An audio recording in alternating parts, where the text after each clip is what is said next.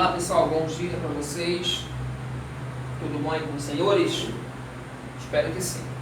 Pessoal, nós iremos dar continuidade à aula de matemática, né? Hoje na aula 5 nós iremos trabalhar a função de trigonométrica, ciclo trigonométrico, tá bom? Na aula de hoje nós iremos abordar o ciclo trigonométrico, nós iremos trabalhar a expressão geral dos arcos e definir o que seria arcos côngruos, o que são arcos côngruos, tá bom? Então vamos analisar aqui o seguinte, ó, vamos verificar aqui o ciclo trigonométrico, tá? Essa aula de trigonometria é extensa, é muita informação, então a gente vai por parte, para não confundir a cabeça dos senhores. O ciclo trigonométrico. O que seria um ciclo trigonométrico? Imagine aqui, ó, considera um plano cartesiano, representamos nele um círculo com centro na origem, né, centro na origem dos eixos e raio 1. Raio 1, né? O raio é aquele que parte do centro da circunferência a qualquer ponto da circunferência, né? Daqui para cá é um raio, daqui para cá, raio, outro raio, e assim sucessivamente. E esse raio vale 1, tá bom? O que acontece aqui, pessoal? O plano cartesiano é formado pelo eixo x e pelo eixo y, né? Então, quando eu traço um círculo desse plano cartesiano, o que nós temos aqui? O ciclo trigonométrico de raio 1, certo? Alguém que a gente pode observar aqui, ó, dividindo o ciclo trigonométrico em 4 arcos, obtemos 4 quadrantes. Quando nós temos o círculo trigonométrico, né, no plano cartesiano, nós temos aqui quantos quadrantes? 4. Primeiro quadrante, segundo quadrante, terceiro quadrante e quarto quadrante, tá bom? Então não se esqueçam que o ciclo trigonométrico existem 4 quadrantes, tá? Sentido horário e sentido anti-horário, positivo e negativo, tá? Dessa forma, né, como eu já tenho um ciclo trigonométrico, né, no plano cartesiano, nós podemos colocar aqui, ó, analisar algumas relações. Que relações são essas? Os arcos, né? Os arcos, ele pode ser, no caso, os ângulos, né? Eles podem ser representados em graus ou radiano, né? Se ele for em grau, ficaria assim, 0 é igual a 360 graus, tá? Então, 0, 90, 180, 270 e 360, tá bom? Então, aqui é 0, aqui fica 90, então daqui para cá 90, 180, que é uma meia volta, né? Próximo, 270 e o 360, que é uma volta completa. De 0 até 90, eu posso afirmar para vocês aqui que é o quê? O primeiro quadrante. De 90 até 180, segundo quadrante. De 180 até 270, terceiro quadrante. De 270 até 360, quarto quadrante. Então é importante analisar, saber identificar os ângulos, né, em que quadrante está. Se está entre 0 e 90, primeiro quadrante. De 90 a 180, segundo quadrante. E assim por diante. Se for em radiano, ficaria assim, 0, não continua sendo o mesmo valor em graus ou em radiano. 0, π sobre 2 é 90, o π é 180, 3π sobre 2, 270 e o 2π vale 360, tá bom? Então nós temos aqui os ângulos em graus e os ângulos em radiano. Claro que existe, pessoal, outros ângulos entre 0 e 90, entre 90 e 180, 180 e 270, 270 e 360, existem outros ângulos aí, que seja um outro momento, uma outra aula, para a gente analisar essas situações, tá bom? Então essa primeira informação é sobre o ciclo trigonométrico, certo? Agora vamos analisar a expressão geral dos arcos, né? Todo arco medido em grau, ele pode ser expresso por uma relação, né? Por uma expressão matemática. Que expressão é essa? Quando medidos em grau, a expressão é obtida por alfa igual alfa 0 mais, no caso aqui, 360 vezes K, ok? Esse K, sendo K pertencente aos reais, sendo K pertencente aos números inteiros, aos números inteiros. Então, os arcos medidos em grau, ele pode ser representado assim. O arco alfa é igual o alfa 0 mais 360 vezes K.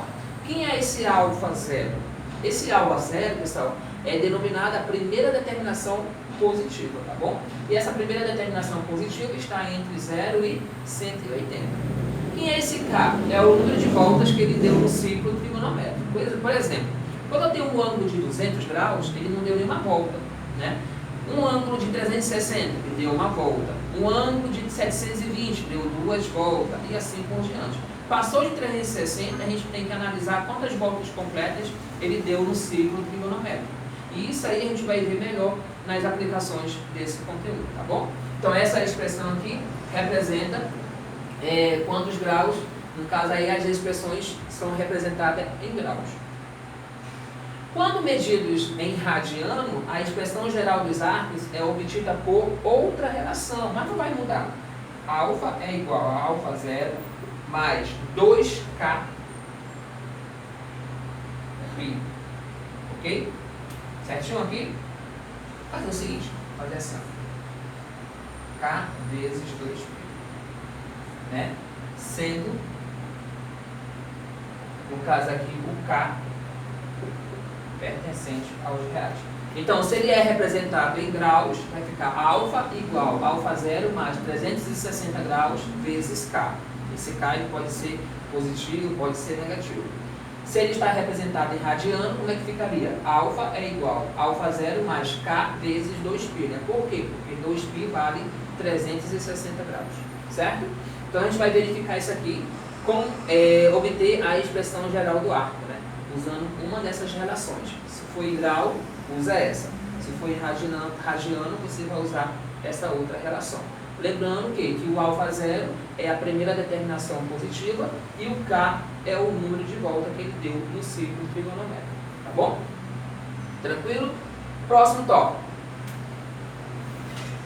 O próximo tópico, pessoal, no caso aqui, os arcos côngruos. O que são arcos côngruos?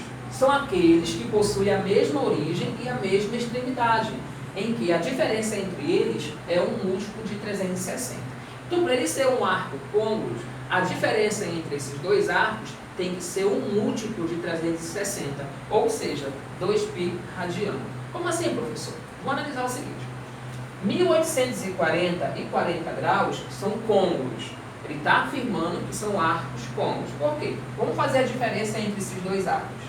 1840 menos 40. 1840 menos 40 vai dar quanto? Conforme a minha conta aqui, deu 1800. Mas observa que 1800 é a mesma coisa que 5 vezes 360. Ou seja, ele é um múltiplo de 360. Então, quando a diferença entre dois arcos é um múltiplo de 360, eles são considerados arcos côngruos, porque eles possuem a mesma origem e a mesma extremidade no ciclo trigonométrico. Tá bom? Professor, o múltiplo é a tabuada, é a multiplicação. Por exemplo, na tabuada 360 eu tenho o 1800. Então, 1800 ele é múltiplo de 360. 1800 divide com 360. Então, quando ele é múltiplo de 360, eu posso afirmar que eles são arcos côngruos, tá bom? Letra B. 21π sobre 5 radiano e π sobre 5 radiano são côngruos também. Por exemplo, vamos calcular aqui a diferença entre esses arcos.